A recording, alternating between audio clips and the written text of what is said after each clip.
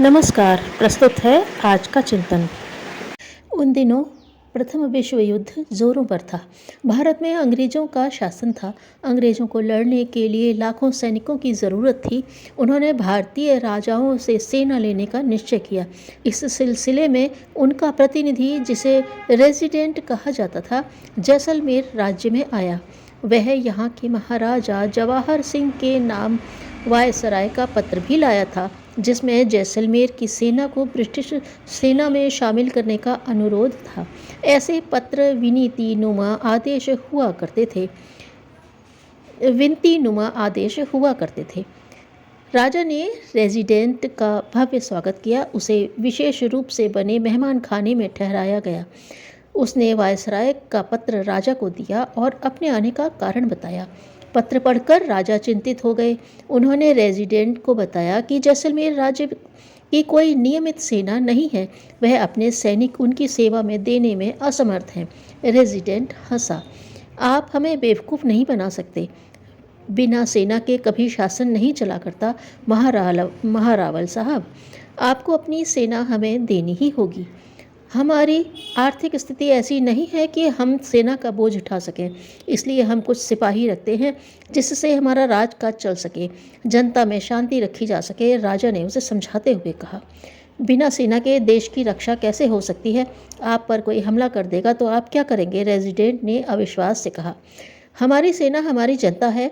इसी के आत्मबल से हम हर तरह के खतरे का मुकाबला कर सकते हैं। हम 5-6 घंटे में अपनी सारी जनसेना संगठित कर लेते हैं, महाराजा ने उसे समझाया।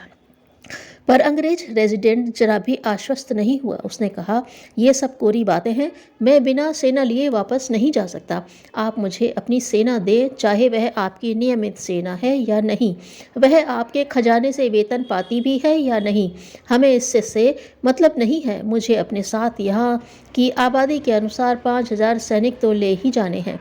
महाराजा को लगा कि बात अब बातों से नहीं बन सकती, कुछ करना ही पड़ेगा। उन्होंने कहा, ठीक है, कल सुबह आप मेरी सेना देख लेना, तभी आपको मेरी बातों पर विश्वास होगा। उसी दिन राजा ने अपने घुड़सवार, ऊंट सवार गांव-गांव में भेज दिए। 15 से 45 वर्ष तक के सारे आदमी सूरज उगने से पहले पहले जैसलमेर पहुंच जाएं। जिसके पास जो भी हथियार है साथ लेता आए। घोड़ा, ऊंट, बैलगाड़ी, जो भी वाहन उपलब्ध है लेकर आए। आदेश हवा के साथ साथ सारे राज्य में फैल गया। खेत में, खलिहान में, चारागाह में पत्थर ढोता, घास काटता, गड्ढे खोदता, जो जहाँ था जैसा था तुरंत शहर की तरफ रवाना हो गया।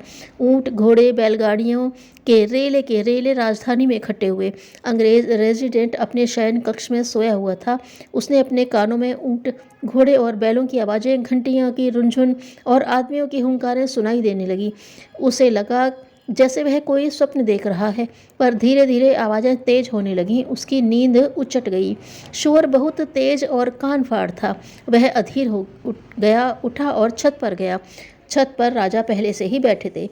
आइए अंग्रेज बहादुर, वह जैसे रेजिडेंट का इंतजार ही कर रहे थे। रेजिडेंट आंखें फाड़ फाड़ कर देख रहा था। दूर, बहुत दूर, क्षितिज तक चारों दिशाओं में ऊंट, घोड़े, बैलगाड़ियों के हुजूम बैठे थे। धूल की परत आसमान तक छाई हुई थी। लोग कमर कसे बंदूक, तीर कमान, तलवार, लाठियां लिए आ रहे थे। पशुओं का शोर आसमान को फाड़े डाल रहा था। यह है हमारी सेना। देखिए, एक रात में ये सभी आ पहुँचे हैं। हम सबको हमारी मिट्टी से कितना मोह है। हमारी स्वतंत्रता पर जब भी आँच आती है, सारी जनता बलिदान के लिए तुरंत तैयार हो जाती है। जहाँ जनता उत्सर्ग के लिए तैयार हो तो कौन सा खतरा टिक सकता है? महाराज ने गर्व से कहा। रेजिडेंट आश्चर्यचकित हो देखता रहा। अपने देश के लिए कुर्बान होने वाले ऐसे वीरों को देखकर वह गदगद हो गया। सच है महाराजा साहब, जनसेना से कोई बड़ी सेना नहीं होती। मैं आपकी बातों से पूरी तरह आश्वस्त हूँ। मैं विश्वास दिलाता हूँ कि हमारी तरफ से आप पर कोई दबाव नहीं दिया जाएगा। इनमें से जो भी ब्रिटिश आर्मी में शामिल होना चाहेगा, हम अपना सौभाग्य समझेंगे। कुछ पल रुकने के बाद रेजिडेंट ने कहा, इस अंचल की जन चेतना जिस दिन समूचे भारतवर्ष की राष्ट्रीय चेतना बन सकेगी, उस दिन कोई भी विदेशी ताकत इस देश को अपनी गिरफ्त में नहीं रख पाएगी। ऐसा जिस दिन भी होगा, उसी दिन भारत देश समूचे विश्व का सिरमौर होगा।